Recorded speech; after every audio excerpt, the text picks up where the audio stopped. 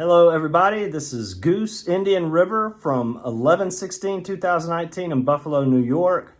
I'm going to play along as a rhythm guitarist throughout this video. There's a PDF in the description that outlines the chords and form of this piece. And in the lesson, I will go over that as well as some of the techniques and scales and arpeggios that Rick uses to improvise.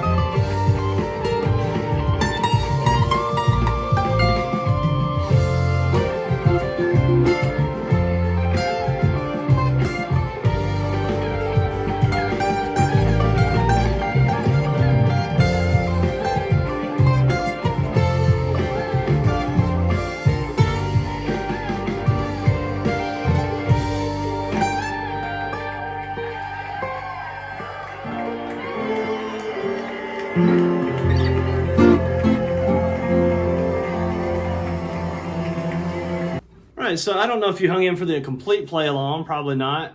So let's just jump right into the PDF and let's talk a little bit about the chords that we're using here. Quite a bit with this reggae kind of feel. It's really common for the guitar to have chords that span the 4th, 3rd, 2nd, and 1st string, because you can pick and get that nice reggae kind of sound with strumming the top 4 strings with your right hand. And you don't have to worry about muting anything hardly at all, really. You don't have to worry about muting the 5th or 6th strings, like where if you have a chord in the middle, like this D, C major 6 out of 9, and I'm gonna play and I want just those notes to sound, I have to mute this string with my pinky, 2nd finger, and then mute here, the 1st string, with my pinky, or underneath with my under fingers, right? So to get this reggae, that's a nice crisp sound, but I'm avoiding this kind of sound, which is an open string sound. With the reggae thing, we try to keep the chords on the 4th, 3rd, 2nd, and 1st strings, and we're able with the right hand and left hand to simply just play those 4 strings. And we don't have to mute anything to get that crisp kind of thing going, you know? So that's essentially the strum pattern the whole time. There's a few spots like that we'll get to when I'm walking through the form where we go from A minor to C and maybe C minor, and there's, you know, maybe a whole note being strummed instead of that reggae feel. But pretty much the whole tune is just that one, down, down, up, down, up, down, up, down, up, down, up, down, up, down, up. And if you want to get those little extra down ups that are muted in there, that sounds really great, you know. All right, so let's take a look at the chords now, and not just the technique. So we got F, 3rd finger, 3rd fret on the 4th string, 2nd finger, 2nd fret on that, 3rd finger, 3rd fret, 4th string on the F, 2nd finger on the A, 3rd string, 2nd fret, and the 1st finger playing C, and on the 1st string, 2nd string, 1st fret, and then 1st string is F with the 1st finger as well. There's a little bar right there. So that's our F chord.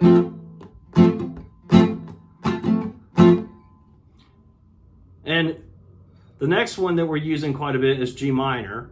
So we've got the 3 on the 5th fret, 4th string for G, 1st finger, 3rd fret for B flat, and it bars over the 3rd fret on the 2nd string for D, and the 3rd fret on the 1st string for G, and you get. And between those 2 chords, we have a lot of content.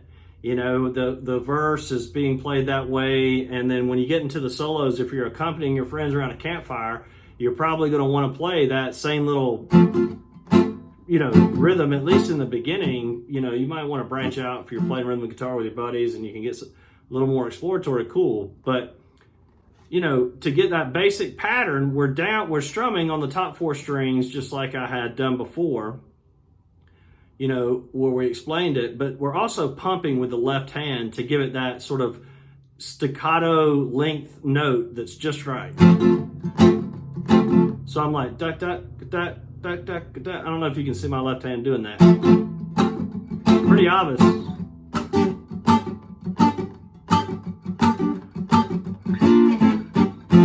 Right?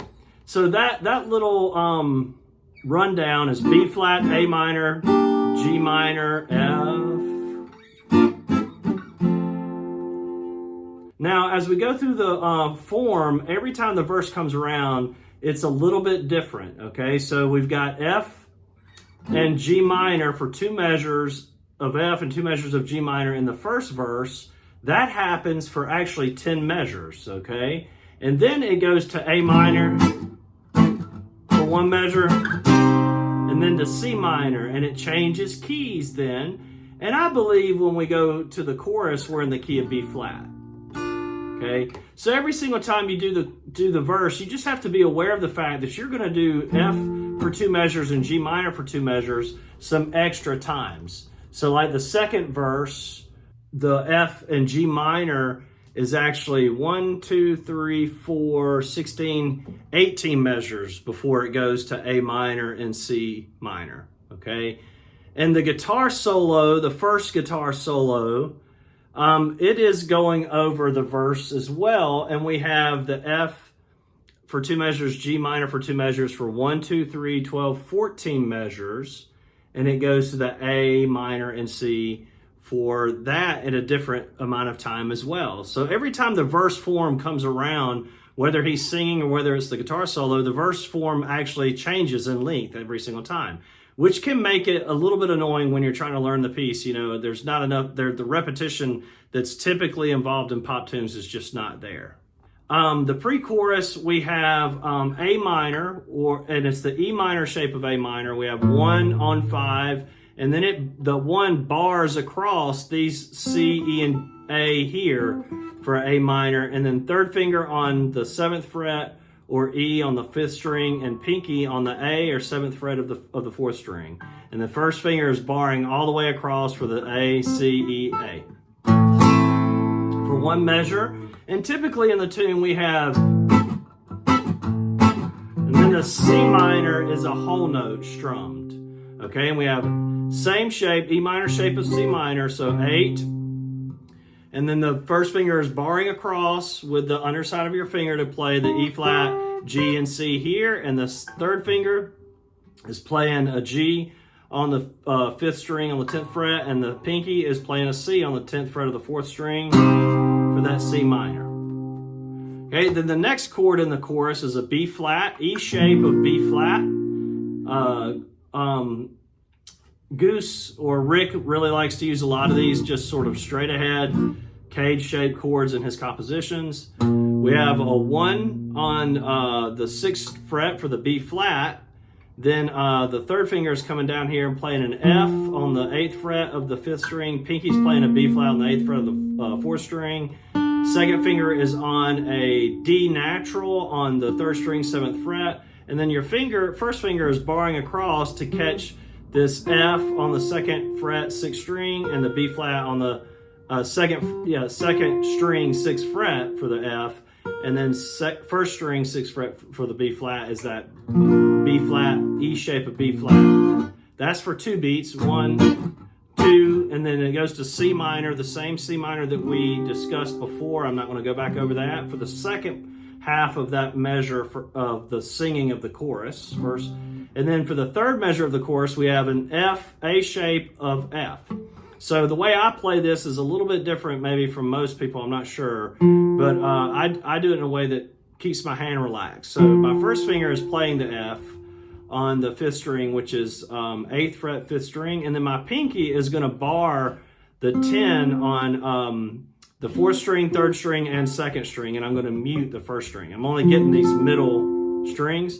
And my pinky bars, the 10th fret on the 4th string is a C, 10th fret on the 3rd string is a F, and 10th fret on the 2nd string is an A. Now the way I get my pinky to do that is I actually rest my 3rd finger on top of the pinky, and both fingers I'm using as a strengthening tool to press that bar down.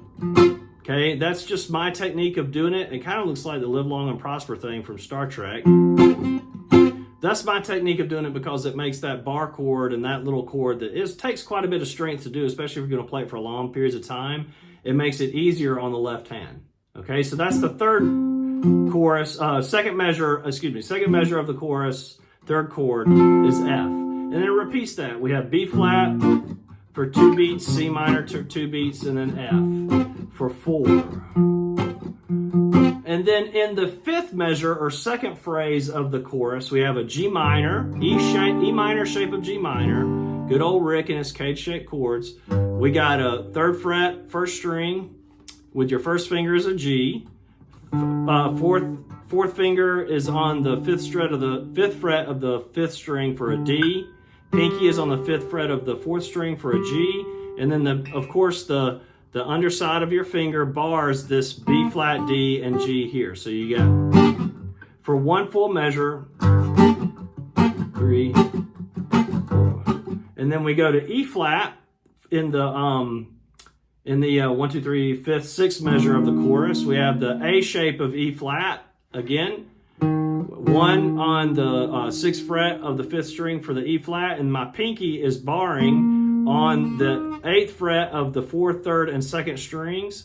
So we have a B flat on the 4th string, an E flat on the 3rd string, and a G on the 2nd. And of course, I'm using my live long and prosper way of playing the A shape of E flat for one measure. And then we have A flat is the next chord. So E shape of A flat, which again, Rick, great rock guitarist, uses these K shapes a lot. So we got our first finger on the 4th fret of the 6th string for the A flat, 3rd finger on the 6th string of the 5th fret of the 6th fret of the 5th string. I could just say it's an E flat for that E flat. So I have A flat, E flat, and then your pinky coming down on the 6th fret of the 4th string for an A flat. 2nd finger playing the 5th fret of the 3rd string for a C natural. 1st finger gonna bar this E flat and this A flat here for that E major shape of A flat. And that's for one full measure. And then it goes back to the A shape of E flat that we did before after G minor, same chord. I'm not gonna go over it again. So let's play through the chorus one time. 1, 1, 2, 3, 4. 1.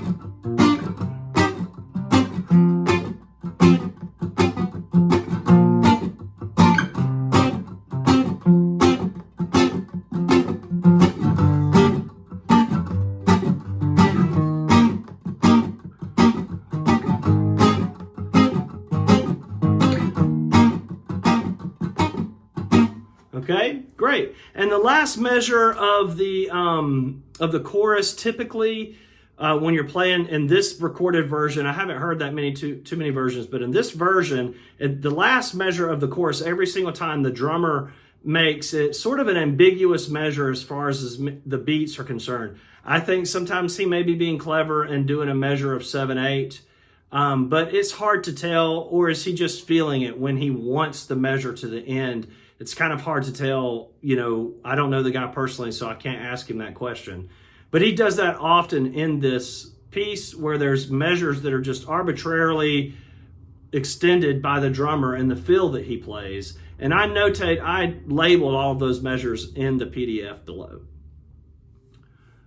Okay, so let's talk just a little bit about Rick's soloing technique and philosophy. I'm going to go just over the bare bones of what he does and give you an idea so that if you're not aware of what you're doing on the guitar neck and you want to sound like Rick, or have the sophistication that Rick brings to the table as a lead guitarist, I'm going to give you the nuts and bolts of what you need to do to be able to do that.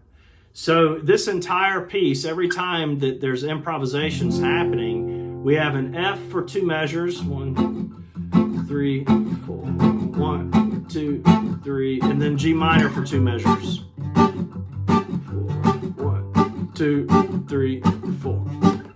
Okay, now it's important to know that because Rick really outlines the chord tones of F,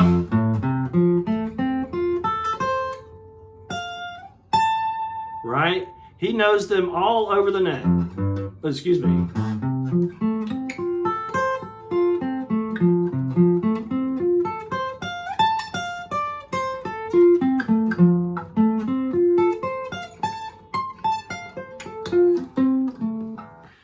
He knows the chord tones for F everywhere. And he directs his lines to end on a chord tone when he's played an F.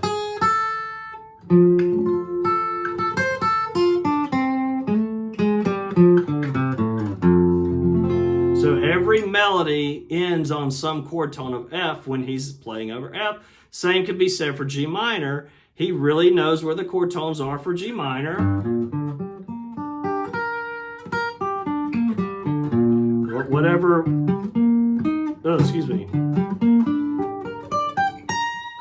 whatever version of the arpeggio you can play it. He knows those all over the neck as well.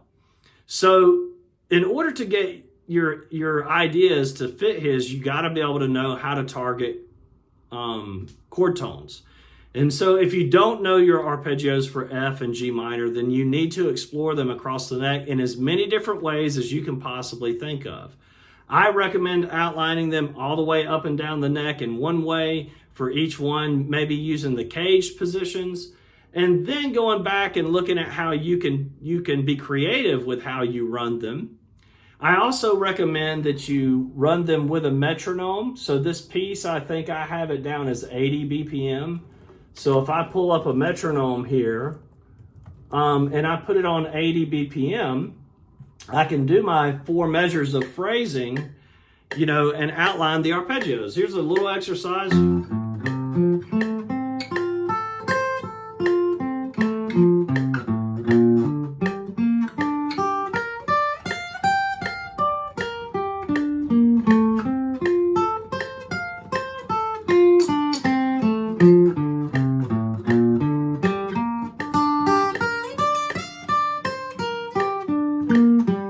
Right, and I'm just outlining the arpeggios in every sync for 2 measures of F, 2 measures of G minor. Now, a way to kind of like get more melodic with it. The arpeggios are hard to be melodic, but it's good to know where they're at because that's what you're going to target. Now, an easy way to be melodic with these 2 chord changes is to just use the pentatonic scale, and I teach it usually in the caged positions. And teach people how to go through all the keys because it's really super useful. So now I'm going to do the same exercise. I'm just going to play continuous pentatonic scales with F for 2 measures and G minor for 2 measures. Here we go. 1, 2, 3, 4.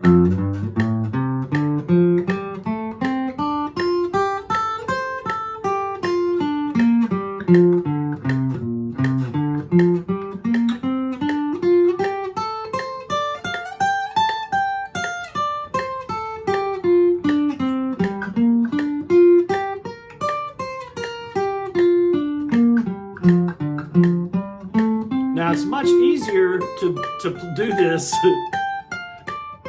and it's much easier to be melodic.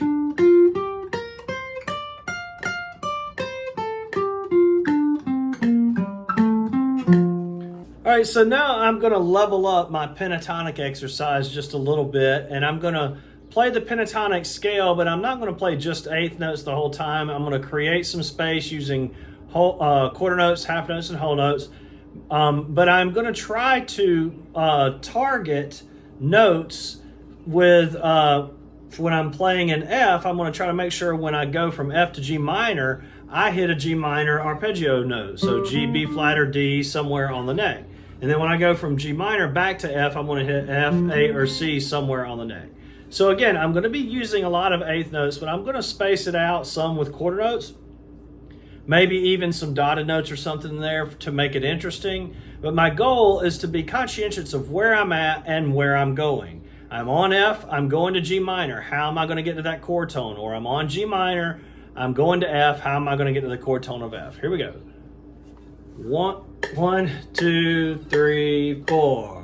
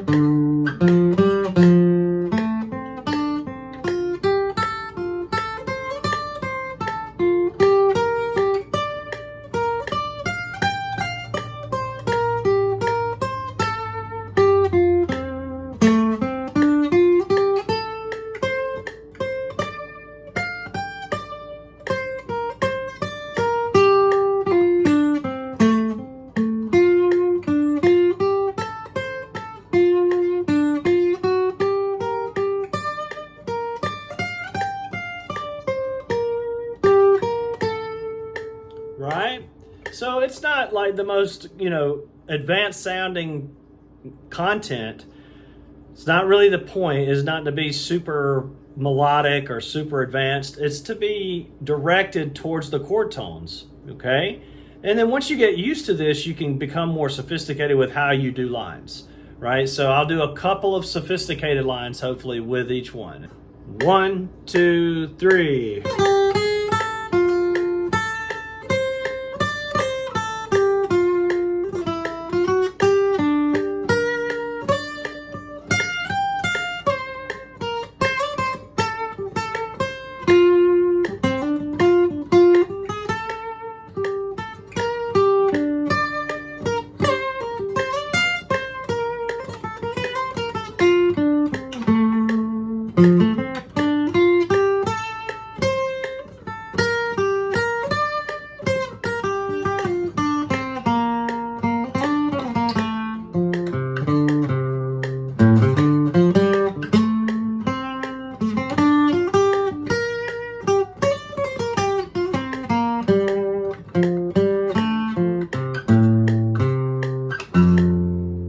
Okay, so the lines, you know, are kind of growing in sophistication a bit, but I'm also just hyper aware of where I'm at and having to think through my lines, you know, where I'm not just playing to play, I'm actually playing with some sort of directed purpose towards the skill and knowledge of outlining chord tones, otherwise known as target notes. This can be a very fun task, especially if you like problem solving, because the better you get at the arpeggios, the better you get at the pentatonic scales landing the arpeggios, the better your lines and melodies are going to get at landing the arpeggios. And you're going to know that you're getting better. You're going to have a strong sensibility of each of those little tasks getting better and better. So it makes for a lot of fun. Now, the last thing that can be done with this particular tune, if you want to get in depth with your studies, is to go in and find Rick's solos and then transcribe them note for note. And I have the Amazing Slowdowner on the phone that I'm doing this lesson, so I can't necessarily pull that app up and show you how I go through and do the Amazing Slowdowner. But if you want lessons on that, just feel free to contact me.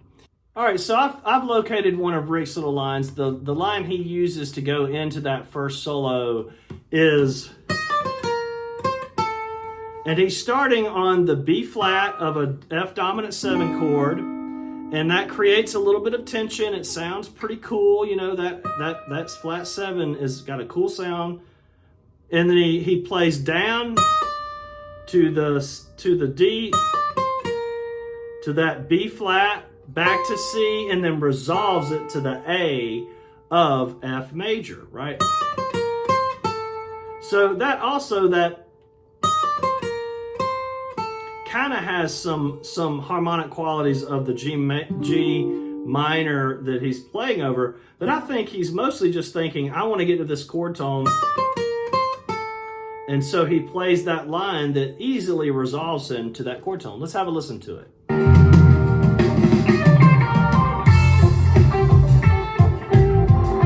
Okay, and then he's just playing around with chord tones. It's just G, F, which is a chord tone, and G, which is a passing tone. A chord tone back to A, right? Rick plays chord tones throughout his entire solos. He's always targeting them. He plays them very typically at the beginning of the measure. And, you know, honestly, his style, I think, as a guitar player is very cliche in that way. There's nothing new or that exciting about what he's doing in terms of innovation, but he does what he does so well. He does the cliche things so well, and he plays them with such confidence, and he does such a great job of telling the story of a guitar solo and building through the dynamics and making things exciting, that even though he's not really innovating or doing much of anything that's that new or really even that complicated, he is a great, solid player. So get your chord tones down. Learn how to outline those things and be like Rick. You know, just play the things that are really typically played and do it really well, and you're going to be satisfied with your playing, and so will your audience. All right, have a good one.